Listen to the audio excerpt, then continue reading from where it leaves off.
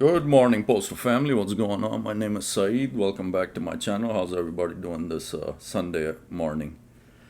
Well, today I'm just taking a general look at our contract breakdown, what was decided from arbitration, and this thing that it took our beloved Mr. Renfro over 600 plus days, 700 days, and then this thing that was turned down by us carriers, rejected in the tentative agreement, but still passed in arbitration. So I'm just looking at this masterpiece that it is, First of all, if you're new to the channel, my name is Saeed. Postal content is what I do, love to do.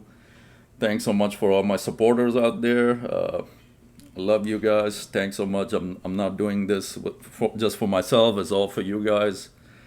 I'll always gonna mention the comments. Thanks so much. Informative comments. Keep giving the channel the thumbs up. Helps out everything. And again, just thanks so much. All the comments, some questions in there, different things popping up. Another thing that was mentioned was there's a lot of confusion going on regarding James Henry. Some of you have mentioned in the past and continue to do so that James Henry didn't do anything with this contract. First of all, he was turned down by Renfro. Just in the beginning, when Renfro got in, he told Henry that he doesn't need any help. So from that point on, Henry was not involved in anything. So there's some misconception going on that Henry doesn't do anything. James Henry has been there since day one. He wasn't allowed to do anything by Renfro. His input was not, welcomed. So I just want to clear that up. There's a lot of you mentioned that James Henry is not going to do anything for us. I'm number one standing up for him. My vote 100% is going to be with James Henry. The other guy, Karef, is good too. They're both awesome individual. They're leaders. But I'm with Henry. So anytime I got to defend him, I will do so. So that's where I stand on that. So let's get to today's video. I'm just breaking down what our contract looks like. Came out on the NALC website and whatnot. It's all over the place now. So few details were not being mentioned that he sneaked under our noses I want to get to. So the new National Association of Letter Carriers NALC contract with the USPS covers the period of May 21st, 2023 to May 22nd, 2026. Our bad luck, it has to go all the way to May of 2026. The terms of this agreement were set by a final and binding interest arbitration award issued by arbitrator Dennis R. Nolan on March 21st, 2025, also a sellout. Dennis R. Nolan, the same Dennis R. Nolan we had so much hope for. We spoke months and months about this guy, that he's going to stand up for the carriers and whatnot. He's going to take UPS into comparison.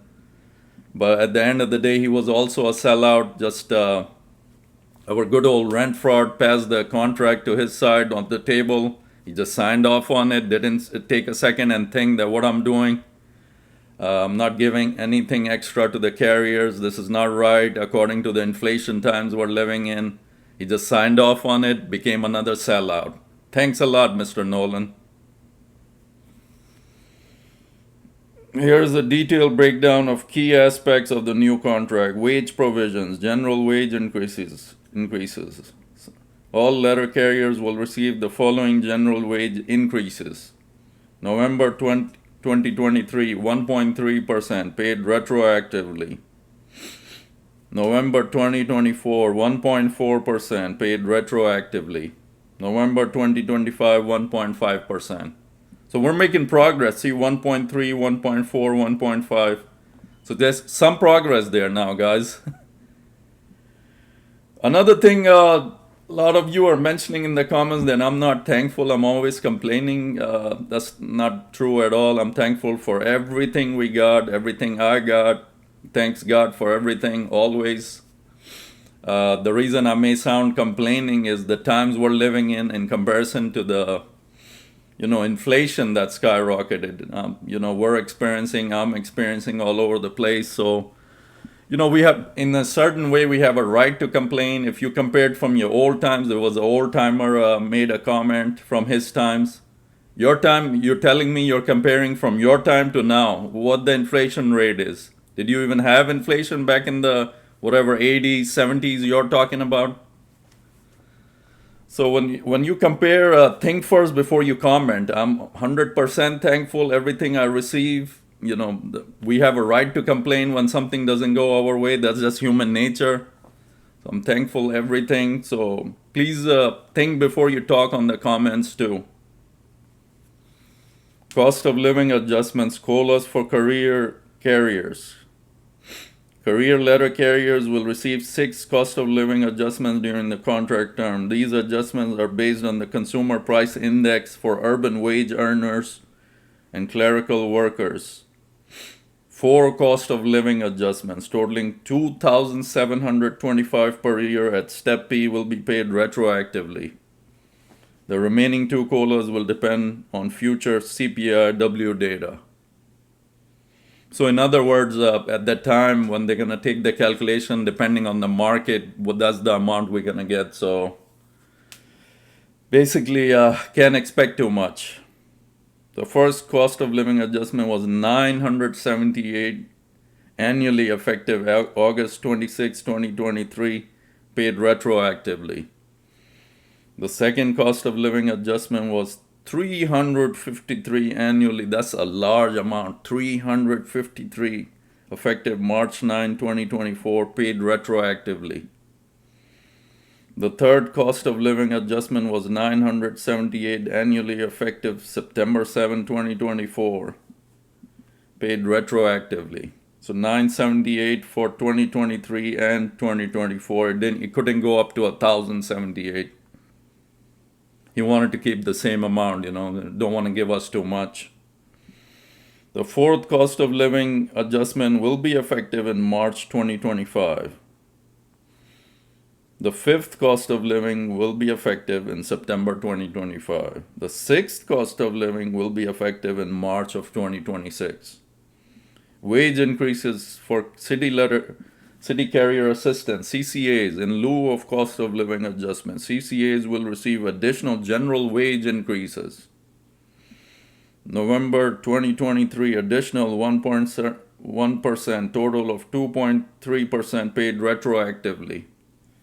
With CCAs, he's doing a great job. Don't want to lose CCAs now, so he's giving them a little bit more money, keep them hanging until they reach the higher steps. Then they will be part of the flow. So gotta worry about them then. So he's just giving him a little bit more present, PTFs and CCAs got a little bit more than us. So keep them around longer. This cat is very intelligent when he was putting this thing together. He already saw the future. He said arbitration, even if it does happen and the contract is rejected, I'm going to pass it on to Nolan. He's going to sign off on it, and there it is. He comes out on top making 6 figures regardless until somebody kicks him out or his time is up as the president. He's going to milk it all the way, this guy. Top step increase. The annual rate at Step P in both Table 1 and Table 2 will be increased by $1,000 whopping dollars. $1,000, guys. That's a lot of money. Elimination of lower steps. Steps AA and A will be eliminated from Table 2, effectively raising the starting career pay by 4.5%. Hey, dumbass. Excuse my language. When you eliminated these steps, did you ever think about the others that in previous years went through the same steps that did their time? You didn't think about that. You're so immature, you dummy.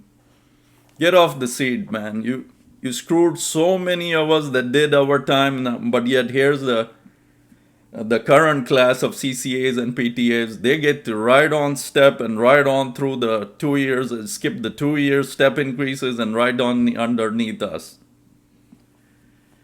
CCA conversion. CCAs converted to career part-time flexible positions will see their wages increase by more than $4.31 per hour.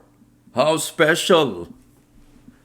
What's so special about them, dude? You tell me. We've been there, done that. We were CCAs, PTFs, right? We did our time, right? We didn't get no $4 increase. This is a lucky crew. I applaud you, you guys. Awesome time to join the Postal Service. Keep doing your hard work. You guys earned it.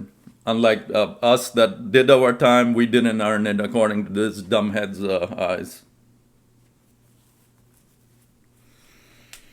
431, that was unheard of when I started. And all of a sudden, here's this class that suddenly deserves it, quote unquote. And I mean, they do hard work, don't get me wrong. My CCAs at my station, they work hard out there. They get told different orders, they follow them.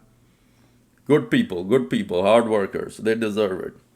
Back pay. Full back pay will be provided for all hours worked since the expiration of the previous contract, including the retroactive general wage increases and cost of living adjustments. New pay rates reflecting these increases will tentatively be implemented on April 19, 2025, which is coming up here in a few weeks. Uniforms. All letter carriers will receive the following uniform allowance increases. How exciting! May 21st, coming up next month, 2025, $536 whopping dollars, plus an additional $125 for newly eligible carriers. $536, and that goes in 2 items nowadays. Another thing, you dummy, did you open all the different vendors that sell uniforms? Did you check the prices? No, you didn't. Because if you did, you wouldn't be giving us this little bit of an increase now, would you? May 21st of next year, $549 whopping dollars plus an additional $128 for newly eligible. Plus the items, the clothes are, only a certain vendors make the real good ones. The others are, you wash them a couple of times and then next thing you know, they're falling apart. So it's just a dead end. We needed this massive increase that we didn't get. Left and right, outside, the cost of living has gone up. Now uniforms have gone up, not to mention health insurance. But this guy was stubborn, stuck on that 1% giving his carriers, not worrying about them a certain bit. Nothing at all got through his head. Other key provisions, layoff protection. The contract continues existing layoff protection for career employees. Certain things he just pulled from the old contract. He didn't even bother wasting any time stopping and thinking about it. The layoff protection is still for 6 years and onward. If you're good, God forbid there is a layoff. So anybody less than 6 years they will give you the salute and you're out the door. Subcontracting, or not even the salute. They won't give you the salute. They'll probably just tell you, not even a tap on the shoulder, a handshake, nothing like that. They'll just say, such and such is your last day. Nice knowing you. Bye. Subcontracting, the existing prohibitions against contracting out city carrier work are continued for the duration of the agreement. Health insurance contributions. The details regarding health insurance contributions under the new contract were not explicitly highlighted in the provided summaries. This is typically a significant part of the collective bargaining agreements, and further details would be available in the full contract document. Summary of key changes. Consistent annual general wage increase is the largest since 2006 national agreement. That's where he got the historical contract. This is since 2006 we haven't seen these increases. Mind you not, we're all thankful. First of all, we're thankful everything we receive, That comes first. We're all thankful. 6 cost of living adjustments for career carriers. Higher starting pay for career carriers through the elimination of lower steps. Higher starting pay, but the middle, if you're already in their carrier as a 4 to 5 year, you're gonna make less. You're gonna be given less than these new ones. These new ones are really special. Significant wage increases for CCAs upon conversion to career positions. Good old CCAs, help them stick around a little bit longer, give them a little bit more. Increase uniform allowances. I think $49 extra, something like that. That's a lot of money, man. You can buy a whole one jeans or not jeans. I said jeans for you, pants or a raincoat. That's good. That's another extra $50 right there. That's awesome stuff. Continuation of the existing protections against layoffs and subcontracting. It's important to note that this summary based on available for a comprehensive go to the details. While the full details regarding overtime rules and office time are best found, complete contract, here's a breakdown based on available summaries, general NALC overtime rules, general principles. The new contract likely retains the basic framework of overtime regulations found in previous agreements and the Employee and Labor Relations Manual ELM. This typically includes overtime pay for work exceeding 8 hours in a service day or 40 hours in a service week. Basic 840. Penalty overtime, double time for work beyond 10 hours in a service day or 56 hours in a service week outside of the December exclusion period. Overtime desired list, ODL. Full-time employees who wish to work overtime typically sign the ODL. Management generally must utilize carriers on the ODL before mandating overtime for those not on the list. This highly doesn't happen. I've heard from several carriers, a lot of different stations managers, they just skip this step. They do what they want. If they're CCA, they love their CCA over the carrier that's on the ODL. Here comes the overtime for them. I've seen that all. So much corruption is unheard of. You guys know exactly what I'm talking about. They rarely even follow the list anymore. It's a day-to-day, whatever they choose, who shows up, who's on the favorites list. They're going to get the time first and then the ODL. Who's going to stop them? Who's going to come up to their face and say this is wrong? Granted, they might be shop steward might file a grievance, but that's going to take weeks and weeks to process, so they're scot-free. Like I said, the whole system is so flawed, screwed. It's work assignment list, WAL. Some carriers may be on the work assignment list, indicating a willingness to work overtime on their own routes on regularly scheduled days. These are the folks that just want to do their own route. They know their route carries overtime day to day, so they sign the WAL list.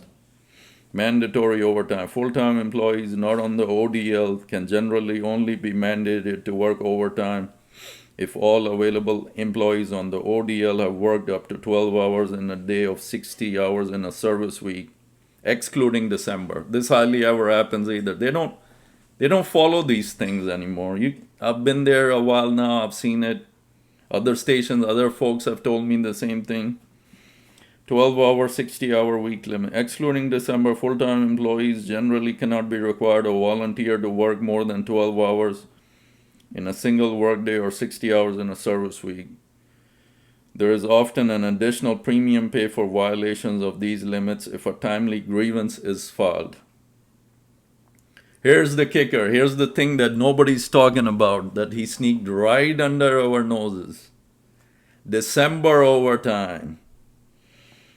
The month of December typically has a different set of overtime rules, often referred to as the penalty overtime exclusion period. During this time, the usual restrictions on mandatory overtime and penalty pay may be waived to handle the increased mail volume.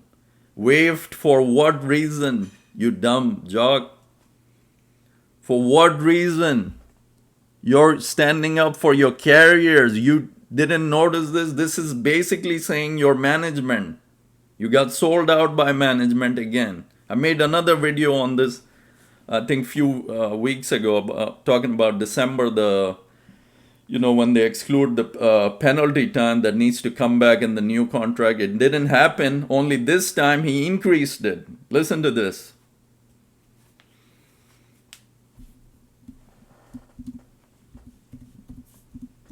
Sorry, this thing turned. December overtime. During this time, the usual restriction manual penalty may be waived to handle the increased mail volume. Get this, guys. The new contract extends this period from 4 to 6 weeks. Couldn't believe it. There was a lot of people just skipped right through this. This wasn't mentioned regularly past as long as I've been there. It's been 4 weeks. Now this chump added 6 weeks. So around Thanksgiving or even 1 week prior to Thanksgiving, we will be in penalty-free time up until the end of the year. Good God, dude. Renfro, man. Just leave this post, man. Just leave it, man. You've done severe damage to your carrier. It's not your carriers to begin with. We're not your carriers. You just stole the seat. You've done it no justice. You're zero on it. You're the... I can't say enough bad things that, this guy has totally ruined the president's seat. Look at this. This is a prime example. When December is when we're working the hardest. Instead of taking those 4 weeks away, you added 2 more weeks. If that's not management's ass kisser, I don't know what is. I mean, you helped out USPS more, giving us less. Even 2 weeks at the end of November now. Volunteering beyond limits. The new contract introduces a provision where ODL carriers can volunteer to work beyond the 12-hour daily or 60-hour weekly limits on a daily case-by-case basis. Carriers cannot be forced to exceed these limits and are protected from discipline if they stop working at those limits unless they volunteer to continue. Equitable distribution. Overtime opportunities for carriers on the ODL should be distributed equitably throughout the quarter.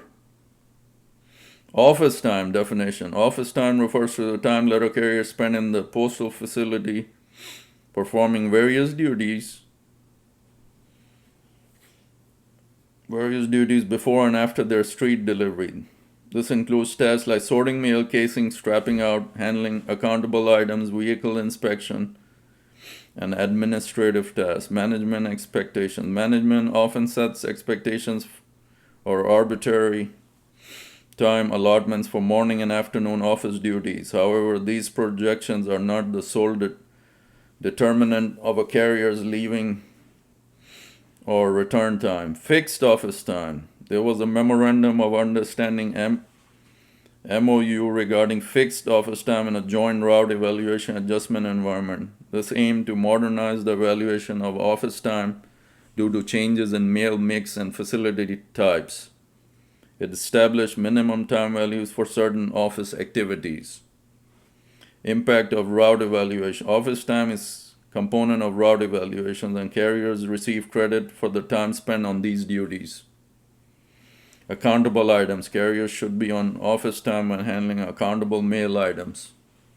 Rest breaks. Letter carriers are entitled to two paid 10-minute rest breaks during the 8-hour workday. In some local branches, one of these breaks may be taken in the office on office time. Potential changes. Some sources indicated a potential reduction in fixed office time in tentative agreement that was rejected. Do you understand what rejected means, brother? Your whole tentative agreement was rejected by the membership. Now, why did you bring this back? You gave us a real good slap on our faces, man.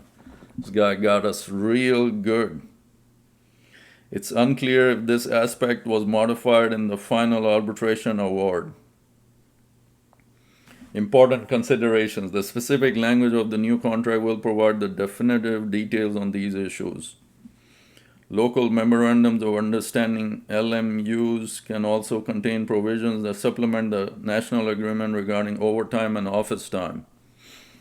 Disputes regarding overtime and office time are often subject to grievance and arbitration process. So that's our beloved tentative agreement that we clearly rejected. 66,000 of us rejected it, the votes. And then now it's finally settled. Mr. Nolan was sold out on it, and the carriers got hit again. Something we're all used to, and that we get the low end of the bargain, and so we got to move on from this, guys. So just the whole thing, wanted to give you a detailed breakdown, and what it did to the December thing really caught me off guard. Not taking away, we worked the hardest, packages are more than ever. Instead of taking away those 4 weeks, he added 2 more weeks. I mean, what did we do to deserve this? We're just come to work every day, we work hard for our families, and then he smacks us with this. We were hoping, arbitration, like I said before, Mr. Nolan. But no, Nolan ended up being a sellout too, so just gotta go on with our individual lives, gotta stay good. Positivity always helps out at the end of the day. My motto is positivity is gonna stay that way, I can't be negative that much, so it is what it is, guys. I just want to break it down in this detailed video a little bit more. So it is what it is. For moving forward, better days ahead. Like I said, James Henry he's got his whole team lined up. Who's gonna be the vice president and who's gonna be on that list of his leaders? So something to look forward to. Definitely, 100%. Better days ahead. It's gonna be a minute getting there. We're only in April right now, so it's gonna be a minute, but it's definitely, how fast time goes. Before we know it, Renfro is gonna be leaving that seat. Hopefully he's not part of that next round of contract negotiations. If it is, we already know we're not gonna get anything. So again, we're thankful. We never are not thankful. We're thankful for everything we're getting. The raises, the breakdowns of the cost of living, all that is additional on top of already something we have. Then you have your general wage increases annually. So all that we're really grateful, thankful. So when I make these videos, please don't, the old timers, if you happen to run by my video, don't take it as I'm not thankful at all. I'm 1,000,000% thankful of everything I receive and we all receive. So don't take it the wrong way. It's just the times we're living in, inflations. I take all that into account, and then it may sound like I'm complaining, but that's what this contract tentative agreement broke out. This is what he gave us. So just some things come out as we're complaining, but again, we're really thankful for everything. So don't take it the wrong way, guys. That's it for this video. I just want to break down the NALC. They brought out the contract on the website and all the details. Wanted to go a little bit over. So again, thanks for all you do for me, guys. Keep the good comments coming, and we'll see you on the next day. Stay good, stay safe out there, guys. City letter carriers #1.